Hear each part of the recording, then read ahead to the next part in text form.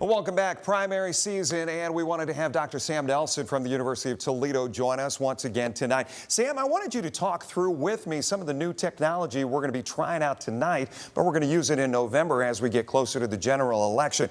You are looking at a map of the state of Ohio. Obviously, we are starting on the gubernatorial race, the Republican primary tonight. Dr. Amy Acton moving on to November, obviously uncontested. What we've got up here, this technology, we've got this heat toggle. We're going to punch that right here, right now.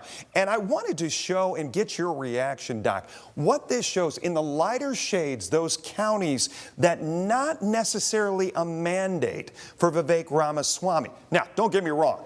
He had a huge marginal victory, but not a mandate. What does that mean going forward? So he's got to bring these voters home, right? And so if I was on his campaign staff right now, I'd be scheduling visits to a bunch of these lighter colored counties. Because you heard something about the Putsch voters. What was that? Yeah, the BGSU poll showed about half of Putsch voters don't think they'll vote. Yeah, they don't think they'll vote for Ramaswamy in November.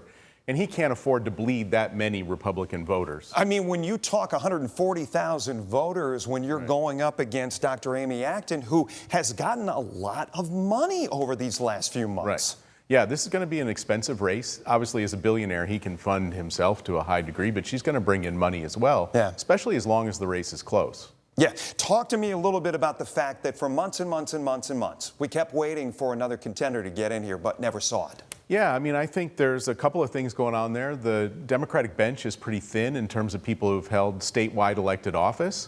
And also, Governor DeWine won his race in 22 by, what, 25 points? Mm-hmm. That's not a task that somebody wants to necessarily take on. You think that scared off some in the Democratic Party? I think so, yeah. All right, let's switch quickly. We've got all these toggles and all of the interest for Northwest Ohio. We're going to go to Congressional District number 9, where we talked tonight. Derek Merrin, the Associated Press, calling that just within the last 2 hours, saying that he is indeed moving on to have a rematch with Marcy Kaptur.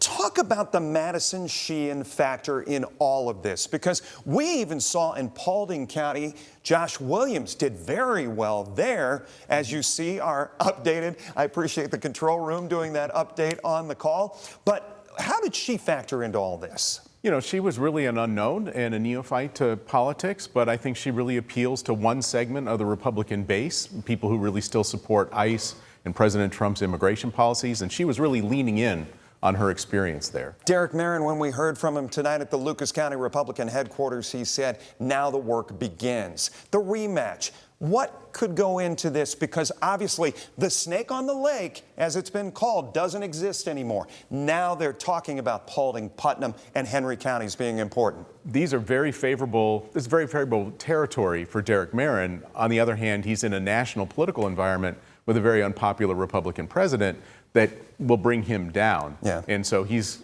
got kind of conflicting things going on here. And Dr. Nelson has also said that gas prices and the war with Iran over the next few months could really play a big role in how this all fleshes out going into November. Dr. Nelson, thanks for staying up with us. Yeah, we appreciate it. Kaylee, back to you.